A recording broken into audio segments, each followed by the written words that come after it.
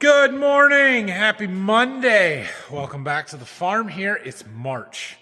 Today is March 3rd, and that means it's time to start planting beans. No, not quite. We're not there yet. It's still very, very cold outside, but the weather is starting to turn. We're starting to have more warm days than cold days. Today is cold out, but by Wednesday, it's supposed to be almost 60 degrees.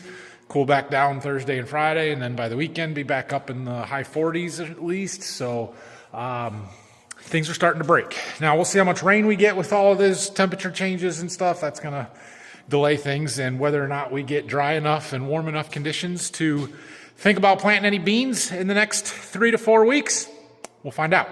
But that is ideal. If we can get that opportunity, we're going to take it.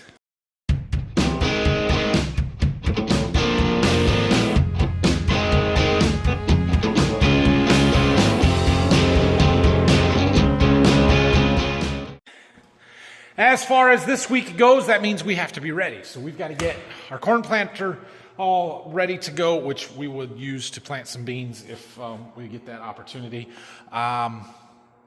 We don't have a ton to do to it. We are getting close. We're waiting on a few parts yet, and we just got to finish kind of washing up these meters and brush belts and all of that kind of stuff. Get this wing here adjusted and put back together. So hopefully we can get most of that, if not all of this, done this week. Kind of depends on how our parts come and everything else. But we should get our seed tube guards tomorrow, and then the openers can all be adjusted and put back on. The gauge wheels can go back on. The washing can be done and stuff. So Brock is coming later today. I'm kind of going to rely on him to do a lot of this stuff now, because I am getting ready to get fired up with the whole seed treating and seed delivery side of my business. And so that's my plan here today. We're going to go down to the seed warehouse here in a little bit, and we're going to start getting the seed treater around and organized. Probably won't treat anything today, but be ready to do it by Wednesday or maybe Thursday morning, because I'm hoping on Friday to actually start delivering some stuff. So we're going to make a couple of phone calls. We might move some boxes of corn out of there, that kind of stuff. Hoping to get my truck maybe Wednesday. I don't know. I tried calling the guy this morning and didn't get a hold of him, so we'll try that again later today and see how all of that is. On top of that, tomorrow I'm going to be gone. I've got a meeting for seed business stuff, a training meeting, clear down by Columbus I've got to go to, so that's going to cut into a day. And then later this week on Thursday, later this week on Wednesday through Friday, is the Michigan FFA State Convention. And that's a big deal in of itself. It's a bigger deal for me this year because it is my 20th anniversary of the state convention when I was a state officer in the state of Michigan. And in Michigan, we do a 20-year team, it's kind of a reunion thing, but essentially the 20-year anniversary team gets to come and do opening ceremonies for one of the sessions at convention. And this is my opportunity to go and do that. So we'll be spending most of the day, or at least the afternoon and evening on Thursday, up in Lansing, East Lansing, at the Michigan FFA State Convention. I am super excited for this. Been looking forward to it for 20 years. So this is a big deal for me. I'm going to try and film a little bit of it for you guys, let you guys catch a glimpse of it. But yeah, I'm pretty pumped for this one. And seeing some of my state officer teammates who I probably haven't seen in 20 years. I've kept in touch with a few of them, but have not seen some of them for 20 years. So this is going to be a good week, but it's going to be a busy week. So I am working this morning on getting the rest of these brackets up for our seed farmers. We got 8 more to go here. Brock's here. He's going to get started washing some meters. This one was super easy to do. It's funny how much easier it is without the weight of the closing wheels on there. And one of the openers off so you can actually get in there. But yeah, so we got the rest of these to do. We'll get those mounted up. And then I'm probably going to go start getting some seed treatment stuff done, working down in the seed warehouse. We got all our brackets on. Okay. Good deal. I could go through and start running some of the firmers, the ones that have both. I don't know, we probably could do the other ones too. I was thinking that we wanted these seed tube guards back on first, but it might actually be easier to put them on without those, so should I work on those? Probably. Well, here's our firmer setup. We've shown this before, so I'm not going to go into a ton of depth here, but we're putting these brackets on, starting with this, and then, yeah, the firmer goes in. We got to hook up our liquid tube. It runs up the side here, zip tie there, comes up through that hole, and then ties in. We're taking these old connectors off that are the wrong size, putting the new ones in that are the right size. And yeah, so we might have to do a little adjustment once we can get the planter unfolded and set it down on the ground, make sure our pressure and everything is adjusted right. But we're kind of setting it by the book recommendations for now, and it should be good. I got a few of these done. We got 4 of them put on here. Got a ways to go yet, but that's all right. We're going to let Brock keep washing. I gave him a couple other things to work on. I got to go... I got to run some errands here around lunchtime, which it's almost lunchtime, and then we're gonna get a pallet of seed treatment stuff over there, some of our kegs and pumps and that stuff. Take it down to the seed warehouse. I'm gonna try and hang a ceiling fan today, reorganize some stuff, and get ready to treat some beans. Oh, and the other thing, I kind of forgot about this. Somebody called and reminded me this morning. This is our soil sampling spreadsheet of what fields got sampled in what years and crop plan for next year, and we need to figure out what fields we're going to get sampled this year. So I need to figure that out. We're going to work on that right now. Okay, we're down here in the seed warehouse. We got a bunch of it. I don't have any more trucks scheduled, but I've got stuff requested. We should be getting 2 or 3 more truckloads in relatively quickly here. So wouldn't hurt my feelings at all if we got to get some treated and out of here before we get too much more, though. I want to try and hang this fan back up because it's going to be in the way big time if we don't get it somewhere. I'm trying to figure out where exactly to put it. And I was looking at my other one that I've got over there and kind of where it's positioned, trying to see. We are 3 rafters, I guess we'll call them, down from the peak on that side, and it doesn't get under the heater. It's real close, but it does not get under it. So I was looking over here, and if I count down 3, it's still another 3 rows to get to where that light is. So I think we might be able to squeeze it in kind of right there. So that's what we're going to try and do. I've got a box, electrical box for a ceiling fan over here. We're going to put up and see if we can't hang that up there. And then we'll just use the extension cord to plug into it for right now. But then we can run some conduit and wire it in hardwired. It'll be good. I counted wrong on that one over there. So it would be 1, 2, 3 is where we would need to put our box to be far enough away from our heater that's not underneath it, which puts us where that light is going to be kind of over a blade. Now it'll be over it. We've got room. Question is that going to be annoying as heck, having that blade turning underneath the light? I don't think so, but it could be. But we're going to try it and see what happens. Worst case, we'll move it. I'm trying to figure out where else we could even go. I'm wondering if we couldn't mount to the bottom of one of these trusses and try that. That'd be my second best place to put it. We lose a little height, but we got plenty up here. We're way up above the top of the boxes, so that's not a big deal. So, yeah, I think we'll try this. Worst case scenario is we get a couple of holes in our tin that we don't use later on. Well, I think that will work. We're a little lower than we were before because of the ceiling in the box. The heater's starting back up. And I got it temporarily plugged in with an extension cord that runs up to there where our heater is plugged in. So we'll see if it runs and what it looks like with that light there. It's not ideal, but it'll be okay, I think. I think it'll be okay. Maybe not. The shadow running up the wall is going to get annoying. Yeah, it's probably not going to work. Crap. Okay. I mean, temporarily it might be fine until I find a more permanent solution, but I think we're going to have to try and go underneath one of those trusses, which is still going to give shadows at certain angles, unless we go way down the wall. But having the blade pass directly below the white, That's a problem. Of course, when we get more lights on the other side, it'll negate that a little bit, but that's going to be a little while. So, all right, well, we're going to leave it for right now, but we will probably change that at some point in the future. We need to move these things out of the way, get our treater set up. I was thinking about moving it, putting it over here this way. I don't know. I'm going to experiment a little bit here. We're going to have to leave the treater there. I kind of experimented with placing it over here, but there's just not going to be enough room. If I put the auger to this side, there's not enough room to get in and out of here, and kind of with my desk and workstation there, that isn't going to work. To turn it and put the auger the other way isn't going to work because we would have to come in every time to get the beans onto the top of the treater or into the box that's sitting up there. So that's not going to work.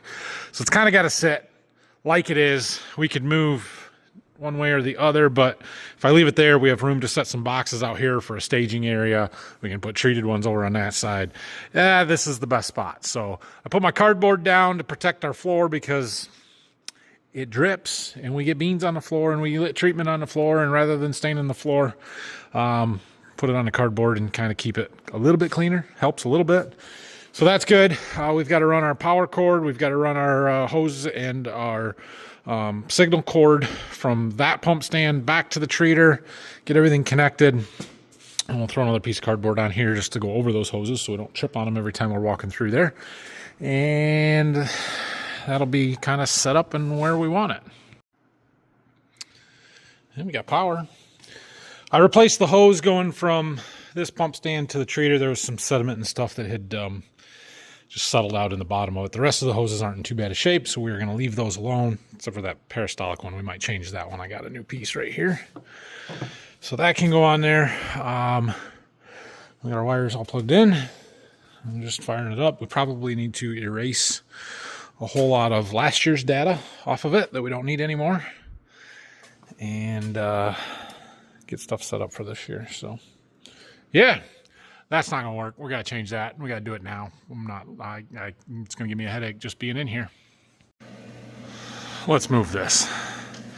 So I went and got some metal screws and a drill bit, and we're going to try and mount it right up under here. Okay. I could go back towards the center a little bit. I could go to the next one. I don't think I want to do that. I think we want to leave it right here.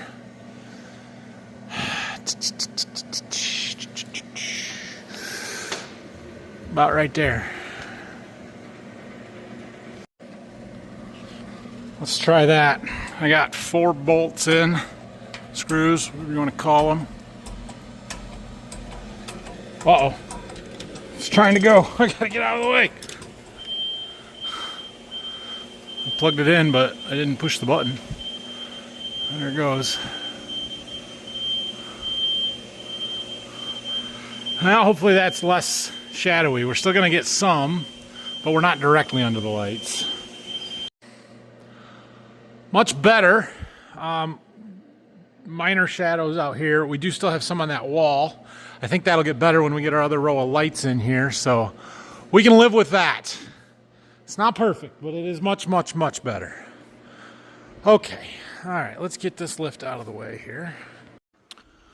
Well, I got to get the pallet of treatment brought down here yet, but other than that, we're ready. We're ready to run beans through the treater there, so, you know, I could do a little organizing on my desk and cleaning a few more things up, but we got room. We got beans. We've got the treatment. I'll start treating beans. So I'm not going to do it today, like I said, but later this week I will, and I need to make a phone call to a couple of customers and make sure that they're ready to take them. I noticed some tracks leading up to our parts shed over there. And this little box is in here. It's a Turf Guard oil box, but it's got our name on it. I wonder if these are our seat tube guards already. I thought they came on Tuesdays. Must be Mondays. Good deal. How are you? Good. How was school? Good. Did you learn anything today? Yeah. Like what? Don't know? Math. Math! All right. What are we learning in math?